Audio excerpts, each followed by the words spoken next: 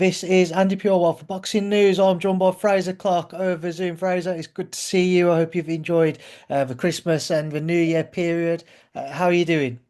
Yes, mate, really well. Excited, for a new year. Obviously, bit of a bad end to last year, or terrible end to last year for me. But I try and take the positives out of everything. I'm just excited, and this is my job, the life that I chose, mate. I just keep going and see where it takes us. You mentioned obviously the tough end of the year, which you wasn't expecting. How did you find just managing that defeat in your own mind, overcoming your demons, so that you could enjoy your downtime and Christmas with your family? Obviously, I love boxing. Such a big part of my life, but ultimately, these kids and my family, they're number one priority always. I love them, to death. So they've helped me get through it, and they've made me realise because you do forget it sometimes when you're fighting. There's more to life than boxing, and there's a lot of time where you don't realise that. You know what I mean? Because you're that deep invested. Um, but I've had some great time with them, some good fun with them, and then I think they were ready for me. For me, in order for me to be myself and the best version of me, I need to be boxing. It's who I am. So we've got some dates. We've got a date hopefully penciled in, and yeah, we'll get to it. How many times, if at all, have you looked back at that rematch with Fabio? Not, you know what? I didn't even see it until December once now. Trent, quiet a minute. I want to close that, please. Quiet. Sorry, It's kids. okay. Um, I didn't even see it back until December. December month. Obviously, Instagram's always shot like round of the year, knockout of the year, this and that. Unfortunately, I was on the wrong side of it. So yeah, I seen it quite a bit in December. But that was the first time I'd watched it because it was a difficult thing to watch for me. I'd still like to go back probably and watch the first 2.5 minutes because I think I think it was like quite a good round, but I think I was following instruction stuff, but I've been having a conversation today. You know, as much as I've got a lot of respect for Fabio and I rate him highly. Um, as much as I rate what he did, I just really think that I had a really bad moment, and he took full advantage of it. I just think it was such a big mistake from me that when I turned back over the ropes, I thought the referee was like half jumping in from what I've seen back and what I can remember vividly. But yeah, it's no excuse at all. Defend yourself at all times. And once these big punches get one free shot on you, you're dazed in my division. I swear, there's about three of them in front of me at one point, and then before you know it, the referee's saying no more. So We know how much of a part analysis and the analytical side the Ben Davis and Jim and Lee Wiley have when they prepare for a fight. Have you seen the video of them breaking down your positioning of your lead hand and yeah, how but is that just me like looking no, into the that I mean, technical? listen, it's great what they do, but that was a load of bollocks. That had nothing to do. That had nothing to do with it. It was a mistake from me. Um, I'm sure they broke me down in the first fight as well. Do you know what I mean? And look, that went out. When this was a great shot, landed in good placement. But all that analysis stuff, obviously, it's great at times, but I don't think that had much to do with it, to be honest. But From praise to them. They're good, great, good trainers, a good team. But if I'm honest, I think it's a load of bollocks. I don't think it had too much to do with it. one more thing with it all, and I'm sure it's a question you're probably fed up of answering. I was there on the night, and like, from my view, I was really concerned for you when I saw how you looked. It looked far worse than the injury which has come out since at the time. Do you understand those who were concerned for you, who were saying they would like to see you maybe just go and enjoy your life now? Yeah, I can understand it from them moments and what they seen, but they will never understand me as a person. There's a lot of people. There's people even in boxing that won't understand me. There's a lot of people in boxing nowadays that they're in boxing, but they've never boxed. A lot of them. So I've heard it of a few different people. Even the ones that have boxed, there's some people that have had great careers, and I'm not saying there wasn't great fighters. Probably a lot better fighters than me, but I find a lot of them have really small bollocks. Like I'm a different breed to a lot of them. Um, I'm a proper fighter. Do you know what I mean? Like people can talk about my health and that and this and that. No one's that close to me to be concerned. You know, I should be the one concerned about my health, but this will have no effect on me going forward in future fights. Not effect, not one bit.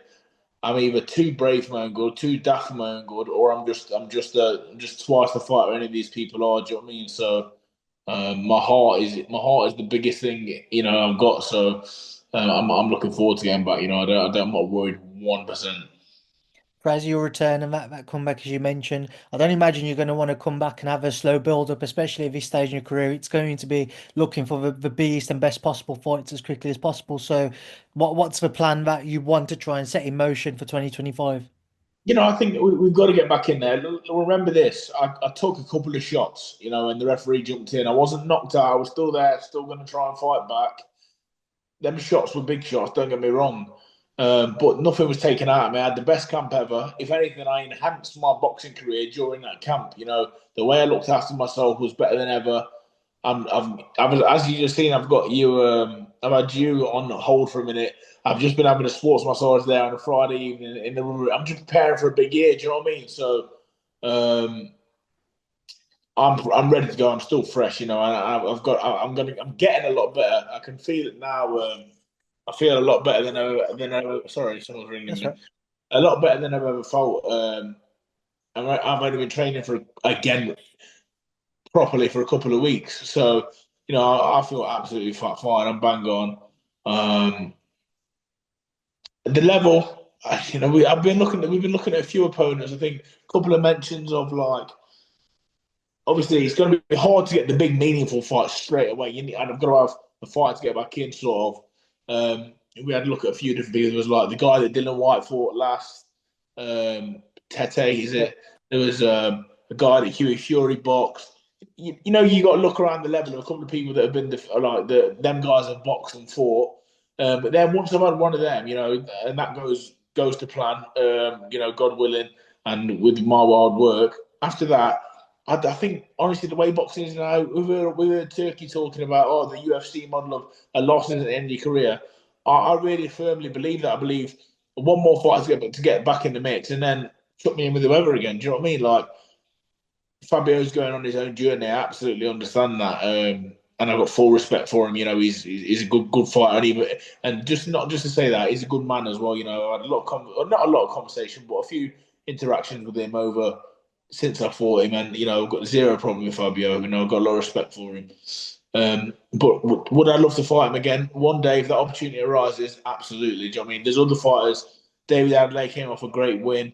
So I want these guys that are winning. Do you know what I mean? I want to fight some of the names. Like I'm sure you'll know more to mention who I could go in with, and I welcome them all. Now I welcome them all. Absolutely. Just on the theme of David Adeleye, I remember prior to the Dakers fight, he was on Sky Sports speaking about a potential fight with you and how he'd more than just back himself to basically finish the job for him, what Fabio had started.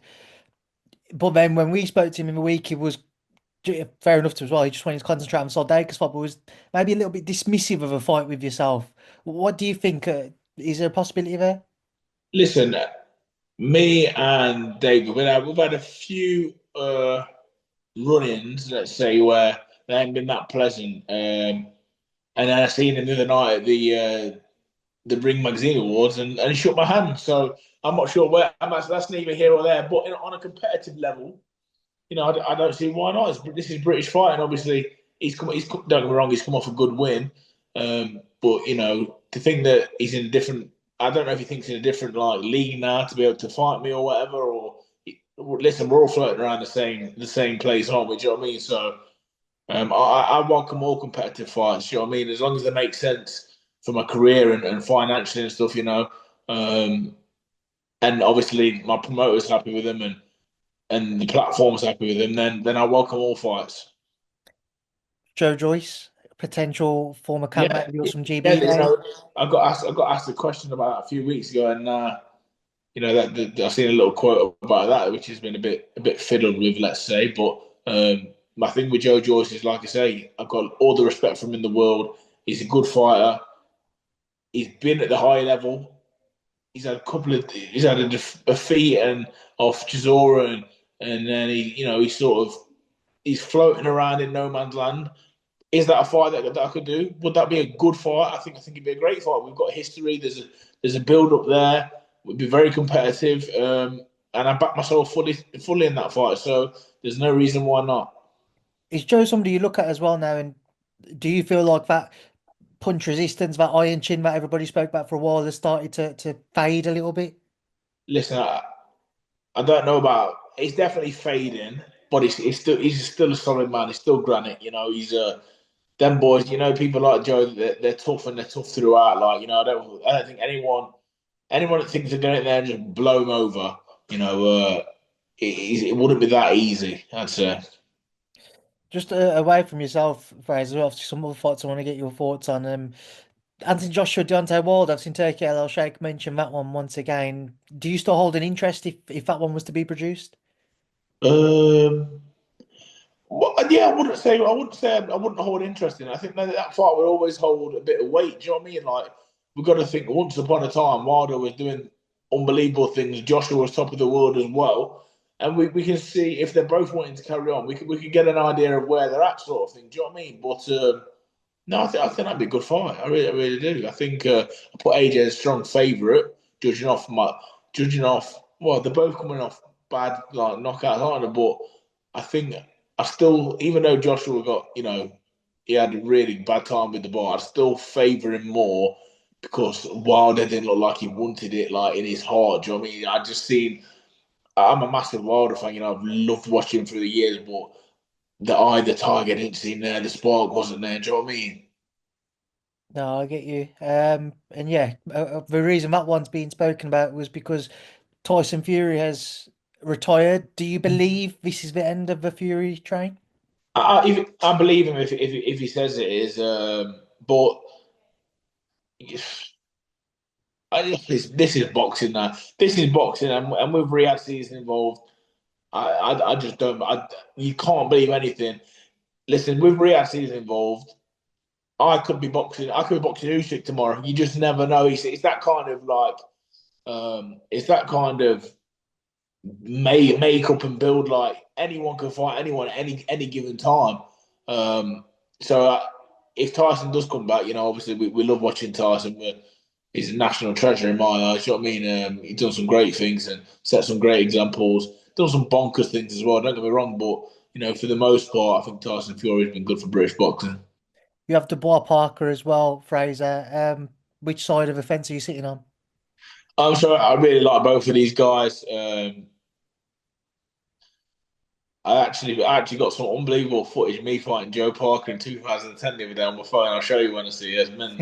Um, at the bar, I did some work with him. I got all the time in the world for Don Charles, really nice geezer. In terms of the fight, I just don't want Daniel Dubois to overlook Joseph Parker because he's very good. He's sort of good at everything. Do you know what I mean? He's got better at everything. He's worked at everything, and I think he has a discipline to navigate the way around the ring for 12 rounds against the bar. And don't get me wrong, the ball might hit him and knock him out, but I just don't think Daniel should be overlooking him one bit. And from a few things that I seen the other day, maybe he's doing that, and I think he'd be a fool to do so. I imagine with Don Charles around, he won't let him do that. But when the fighter sort of got that in his mind, maybe that's a bit of a red flag for me. So I think I'm gonna say Joseph Parker on the points. Some out of that fight isn't a headline bout. It's actually on the undercard of Beterbiev Bivol rematch. Wild, that isn't it? Yeah. Wild. What do you make of a rematch? Repeat or revenge this time, Fraser? I only watched it, obviously because of that Yeah, night. I only watched he that was on that fight. card. I only watched that fight 2 days ago, so it's fresh in my mind. I think it was an unbelievable fight, but you know what? I think I think Bivol he wasn't like the first 4 rounds. I was like, oh my god, I can't believe Beterbiev won the fight. After the first 4 rounds, obviously it's a 12 round fight, but I think Bivol has got the brain and the sort of toughness to to turn that job over. I really do. I had Beterbiev Beterbiev, whatever. I don't know how to pronounce it Better be nowadays. a. Beterbiev, yeah. So I had him picked for the first fight, and I think he did fantastic. Once he grew into the fight, he's a really difficult force, but tactically and with a lot of stubbornness and physicality, I think it's a 50-50. But if they box 10 times, I think it could be a 5-5 sort of thing. Do you know what I mean? Just on the theme of obviously that night, that card that you'd previously boxed on their first fight, Cameron Whittaker or Whittaker-Cameron rather, have you watched that and the controversy surrounding it, or the talk of a rematch? What have you made of it, or looking from the outside looking in? Another one. Obviously, the last time I seen Ben Foot was coming out of the ring in the bloody wheelchair. This is like there's quite a lot going on before my fight, which I learned a few lessons. I was probably in a few places I shouldn't have been. Do you know what I mean? I seen Ben coming out in a wheelchair. I seen Liam Cameron Lee and kicking off. Like I should have probably just took myself away from that. But on what I've seen so far, I think these two guys need to box each other and settle the score on a personal level. And now I'm seeing all the boxers becoming the promoters now becoming divas and arguing and this and that. It doesn't need to be that. It's not that time. It's two domestic light heavyweights that should just box each other. I imagine they'll still both get paid. And the thing is now, which is great for the fight, the money's gone through the roof, hasn't it, for everyone? But listen, just get them two in there, pay them well. There's a lot of interest in the fight now. They can do it as a headline. I think they can do that in Birmingham as a headline. Do you know what I mean? I'll go on the undercard, no bother. Um, I don't know quite what to say. I can just go off because I've not watched the full fight again. I can just go off what I've heard from the majority of people is that Liam looked to be coming on top of it.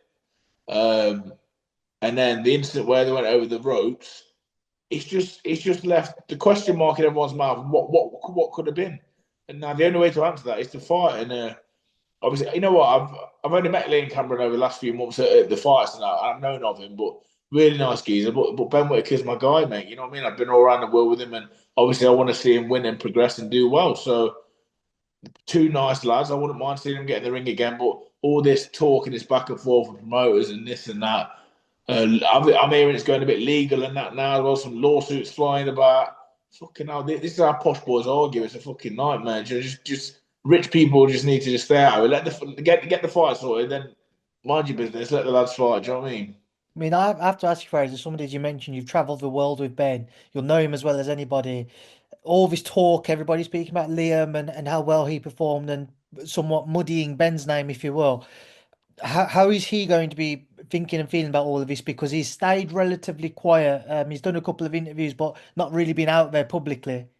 Listen, I think Ben Whittaker, yeah, and what Ben Whittaker's surrounded by, and I'm talking about his dad here. I think this might have just put the bit between his teeth. Maybe a little rocket up his arse. Like I say, that's my guy, that's my brother, and I think he'll come back with a vengeance. I really do. I think he's a proud man. There's a lot of people tarnishing his name, and I think that might be the listen. Maybe pro boxing has been a bit too easy for him, as this far. Maybe that'll be the kick up the arse that he might have needed, and I think you'll see. I think you'll see a lot better Whittaker going forward. Personally, but this is no. I'm not saying Liam's here to roll over because he looks like a proper fighter to me, a proper person. I can remember years ago when we was amateurs, we all talked about Liam Cameron being really good, and he was. He won some really good titles and stuff. He was good on that night as a pro as well. So I think it makes a really good fight, a competitive fight. But I think Ben has the potential to win the fight. With his division, Benavidez Morrell's only a couple of weeks away, Fraser. It's a fantastic fight. Oh, Yeah, just give me your thoughts on that one. I think it's a rocket of a fight that is. It's one of them. I wish I could go watch that live, because I think that's going to be a good tear up. And saying that we're still in January, I'm not going into camp yet. I might have to make an appearance for that one. That's going to be a bolter. I think Benavidez, and just because every time I watch him, I get more impressed with him. Do you know what I mean? And then I spoke to someone who was in the gym with him a few years ago and just said he's just a different animal. But saying that, again, these 50-50 fights, they're so hard to call. Do you know what I mean? But I'm going to go with Benavidez. Derek Chisora's final fight in the UK, from what he says, Otto Wallin. It's a weird matchup because it's stylistically not one which would suit Derek. So what do you make of it? I think the word is undesirable. Like. But listen, if it's Derek's last dance, that, I'll say this: one of the people that was really there for me in my darkest times after that fight, I was sitting at home in a dark room with my jaw hanging off my face. He kept ringing and he kept ringing. I kept ignoring, and he messaged me saying, "Listen, I ain't gonna stop ringing until you start answering. Until you answer." So and when I did ring, he had some good words for me. He kept checking in, so I've got all the respect in the world for Derek Chisora. So I will be there. And stylistically, it might not gel as well as we think. But what I do know is if he's going to go out with a bang, one way or another, whether that's with a knockout or getting knocked down 3 times, getting up, which I don't think he will. Which I don't think Otto Wallin will do that to him. Derek's really tough, been in the ring with him many times. But yeah, in my head and my heart, they have a tough fight. What is it, a 10 rounder? I believe so, yeah. 8 rounds in, Chisora lands one of them Takam moments, and we sails off into the sunset with the Eagles tune playing. Um, Hotel California on his way out. I was thinking it with him. I'll go in his change room, give him a big cuddle, man, because he's a guy. He's my guy. Last thing from me, Fraser. Former campmate of yours, Richard Riakpo, obviously he's left now. He's going to set up camp with Billy Nelson. I just wanted to know if there's going to be any changes for yourself moving forwards, or if you're very much set in Loughborough. This is the thing. Me and my coach Angel Fernandez. I think I'm gonna go out on a whim here and defend him a little bit because I'd say for the work he's put in with me and the work he put in with Richard, I can't speak on behalf of Richard, but in terms of my result, Fabio number two, I hold my hands up. I was trained so well. I had so much put into me, so many good things put into me by Angel Fernandez during that camp. Um, and he hasn't quite had he hadn't had his flowers because he hadn't had the rules, but that's nothing to do with him. That's on me. That's not my trainer. And I've never wanted to be one of them fighters that has a loss and blames the trainer and goes elsewhere. Saying that, that in this career, you never know where you're going to end up. There's loads of different people to go and learn off. But at the minute, I'm working well with Angel, and I'm determined as much for my own self. Just I think he deserves his flowers. Um, not just because I see what he does day in day out. I'm not talking about it might not have happened for him with his fighters under the lights yet. Richard had a bad performance with CBS. I got spanked by Fabio, which is no good. But I see the work he does day in day out, and I see the improvements he can make to fighters. So I'm going to give him a shout. And not just that. Let's remember this year. I'd say Usyk's toughest fight today was Anthony Joshua too. And I know that Robert Garcia was involved, but I'm telling you now, Angel Fernandez was behind that version of Anthony Joshua. And if you ask me, that was the best version of Anthony Joshua we've seen in a long time in that Usyk 2 rematch. So I think Angel will get his flowers. Boxing training is a fickle world, and you're as good as your fighter's results, aren't you? But I believe obviously he's the same as me as a fighter. If he keeps working at it like he does, his credit will come eventually. Fraser, listen, I appreciate your time on this evening. Enjoy the rest of your weekend. I'm sure I'll see you at some of the upcoming shows if I don't see you at some type of announcement for your next fight. Thank you for speaking to me. Will I see you in Sheffield next week for Dalton Smith? Oh yeah, I'll be there, mate. I'll be there going. If Dalton's fighting, I'll be there. Right, well, I'll see you then, and I hope you've got Well, that sparring footage of yourself and Joe Parker. let's shoot over to watch your Benavidez. That's the one, yeah. Rob can put it on the expenses. Rob's heading over, so we'll just go in your suitcase. Happy days. See you later, Fraser. Throw mates in it.